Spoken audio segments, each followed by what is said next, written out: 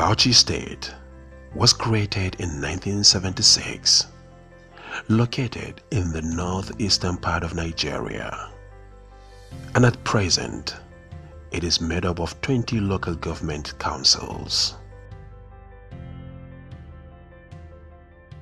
Bauchi State occupies a total land of 49,259.1 square kilometer land area, and this represents about 5.3% of the Nigeria's total land mass. The state has an estimated population of 7.6 million with average growth rate of 3.3% annually. Strategically, the 20 to 65 years age bracket that constitute the economically active population occupies 41.2% of the population.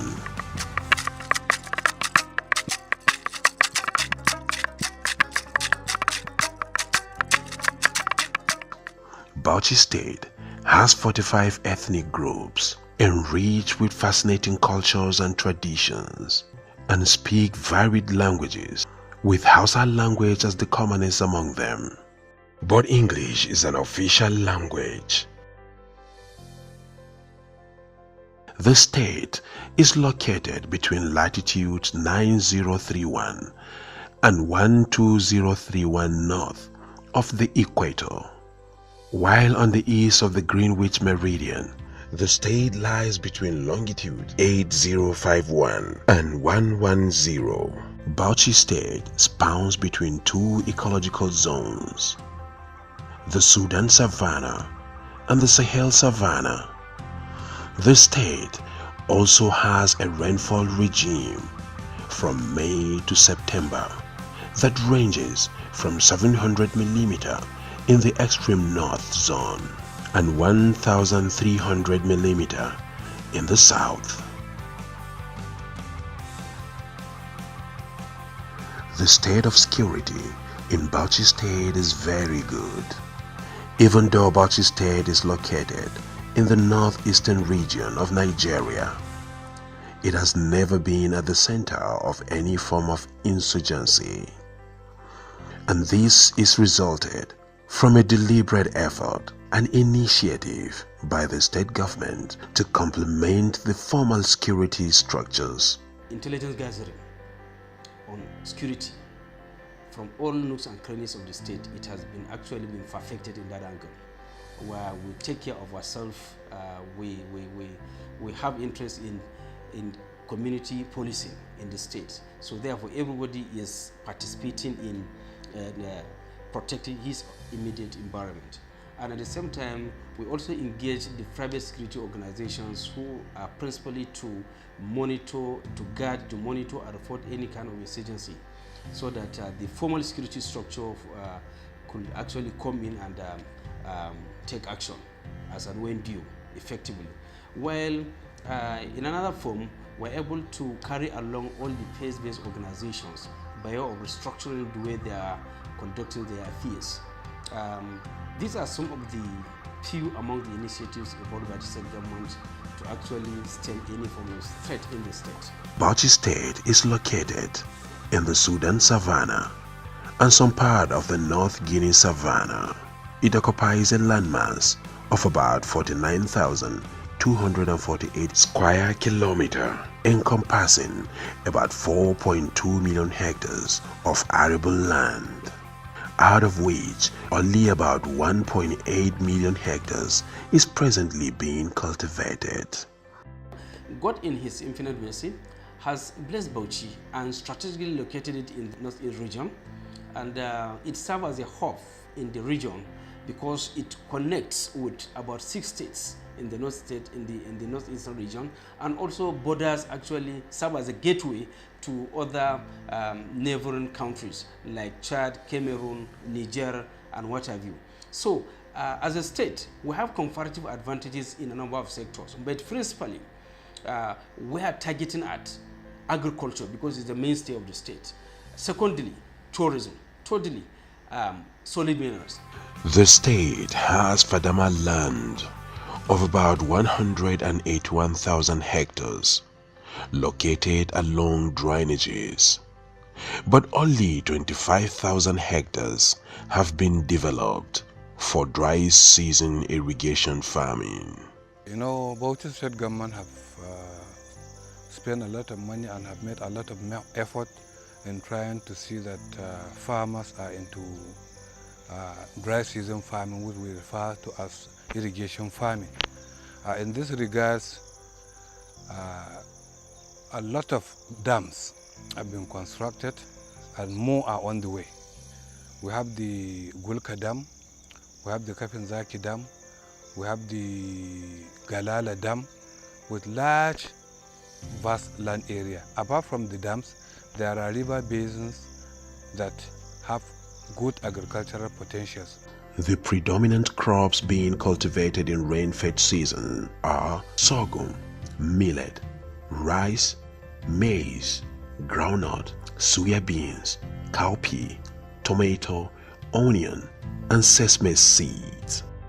While in the dry season, the major crops are cabbage, lettuce, watermelon, tomato, onion, maize, rice, eggplant, okra, amaranthus, and pepper. In addition, fruit-free crops grown include pawpaw, mango, citrus, and date palm, while the major livestock reared including cattle, sheep, goat, fishes, and poultry.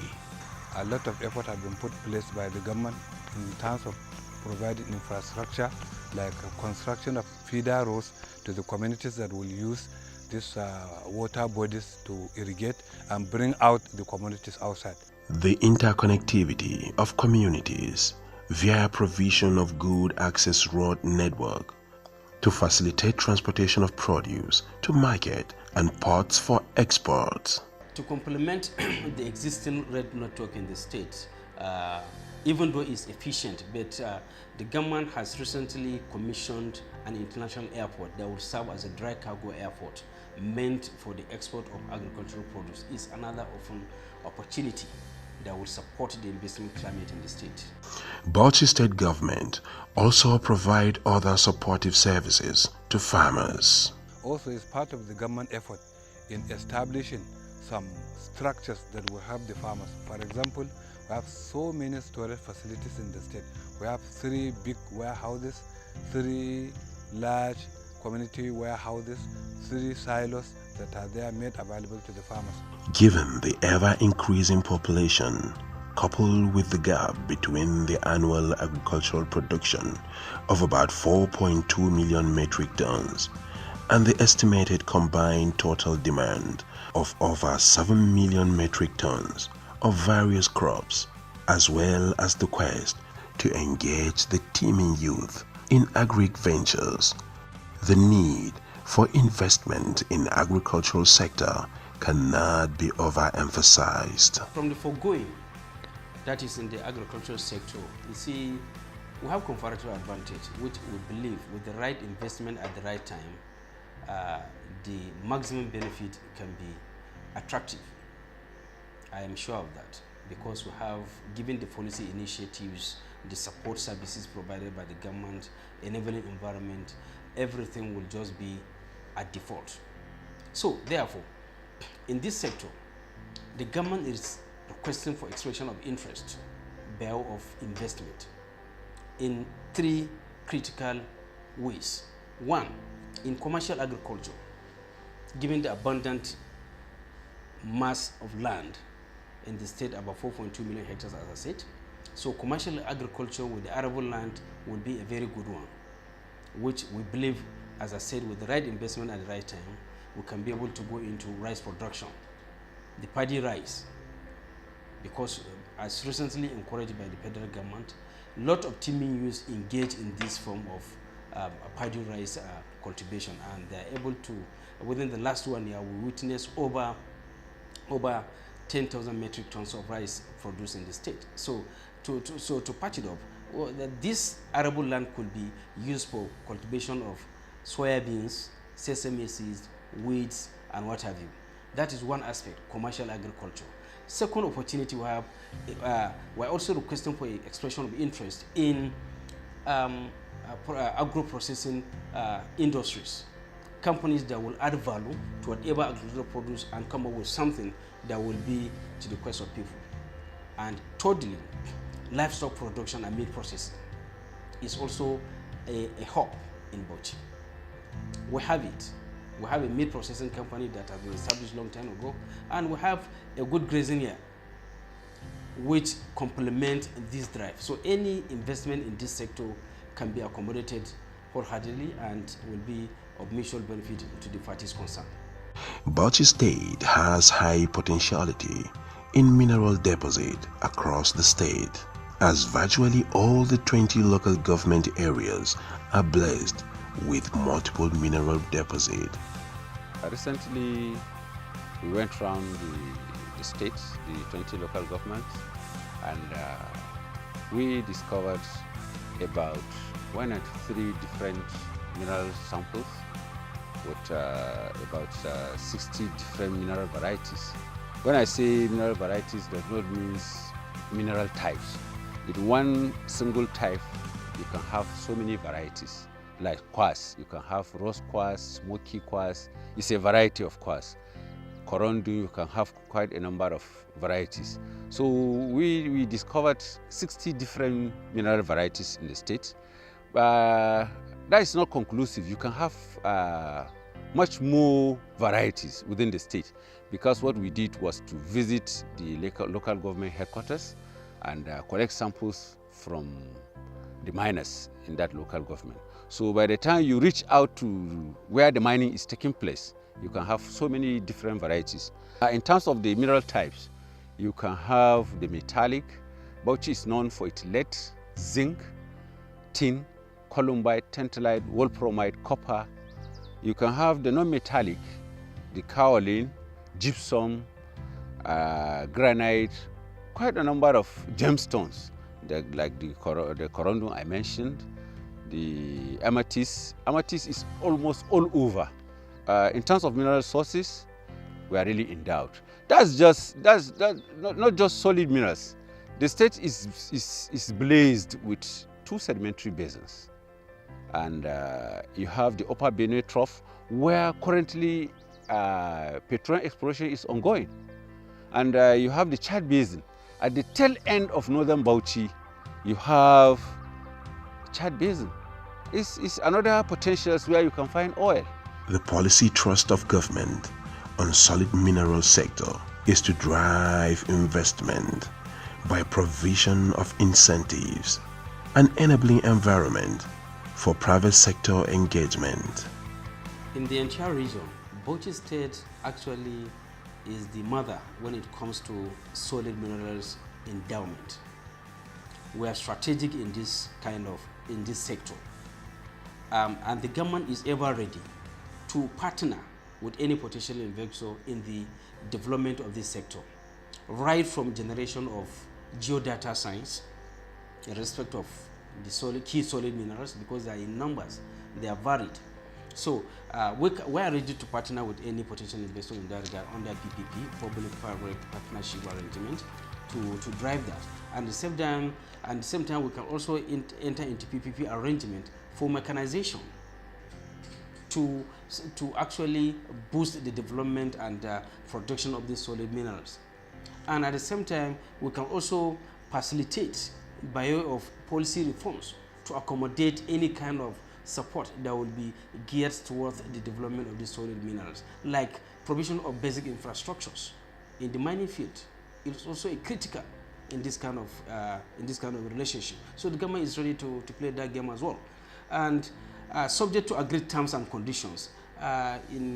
Government is ready to grant concession by giving out lands away from the mining field that will serve other purposes that will complement at the same time the investment effort of the investor.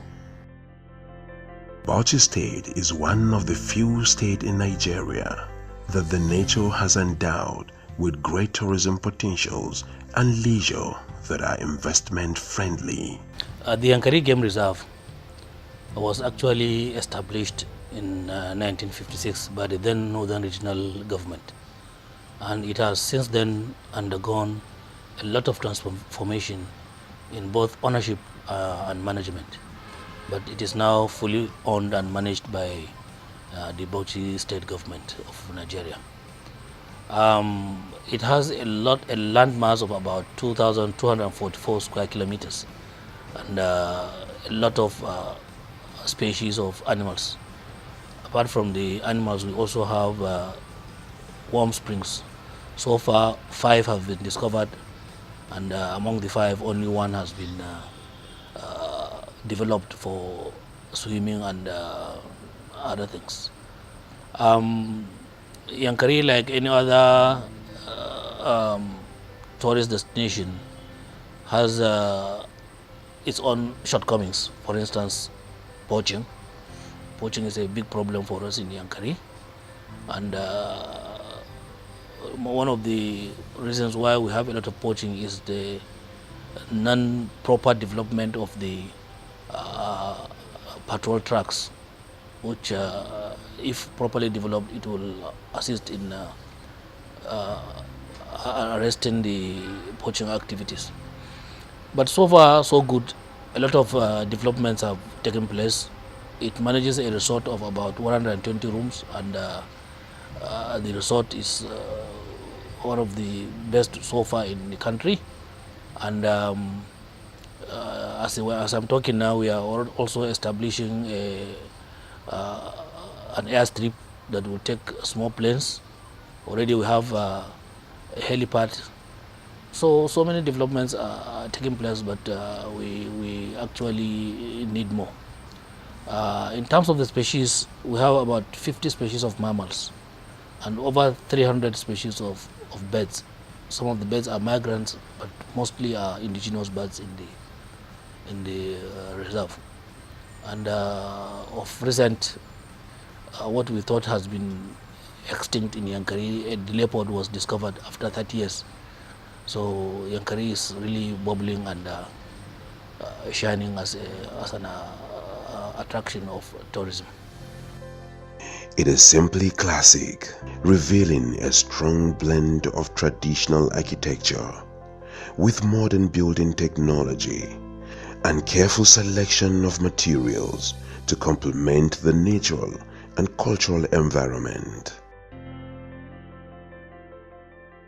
Sumu Wildlife Park and Safari was established in 2006 with a land area of 88 square kilometers. It is a splendid homeland for ecotourism. The area was identified as ideal for wildlife herbivorous animals, which could not be found anywhere in West Africa. This wildlife park is actually, I would say, it's an artificial park. Unlike Yankari, where the animals are in the wild, the animals are actually fed and taken care of like a zoo, but it is not a zoo actually. Most of the animals there are the types that we don't have in Yankari. They are mostly imported from Namibia in 2006 when the reserve was established. The animals there have adopted and they are reproducing, so we have a large population of the animals in Sumu now. Sumu, if properly managed, I think it will give Yankari a real competition.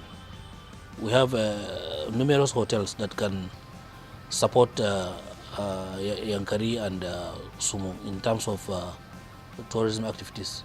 In fact, by history, Zaranda Hotel, which is the largest hotel in Bauchi, was actually built with Yankari in mind in those days. And after that, several other hotels have sprung up.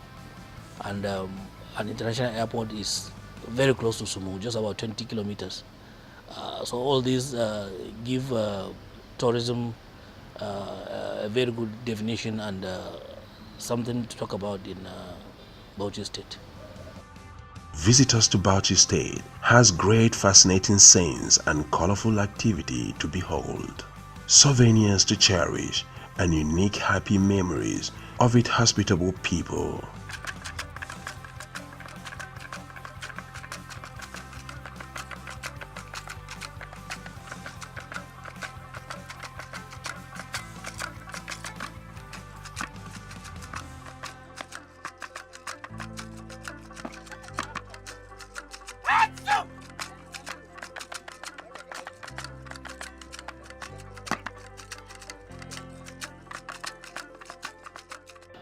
Body dance, as you can see them, is a dance that involves spiritual occurrence. It's a spiritual dance that is meant to heal spiritual sickness. During the performance, they perform a lot of magic. They perform a lot of wonders that you can see. Principally, what we're saying in a tourism sector is actually to see how we can develop the sector, make it a major hub when it comes to driving the economies of the state. What I'm saying in critical terms is driving investment into tourism sector. And the government has positioned itself to engage any potential investor in operation and management of these two wild parks we have. That is Sumi Wild Park and Yankari Game Reserve. We have the statistics based on their landmass, the revenue profile, the cost profile, that will actually dovetail into something meaningful when it comes to business plan and feasibility study for any potential investor. And totally, development of the ecotourism itself is also a critical angle which should be addressed when it comes to investment. It's an opportunity there all over. And totally, we're also looking at investment in infrastructure in the reserves itself. An investor can come into the reserve and invest on something, infrastructure. And the government is ready to partner with any kind of investment in that regard as a joint venture. So these are the three opportunities we have for now.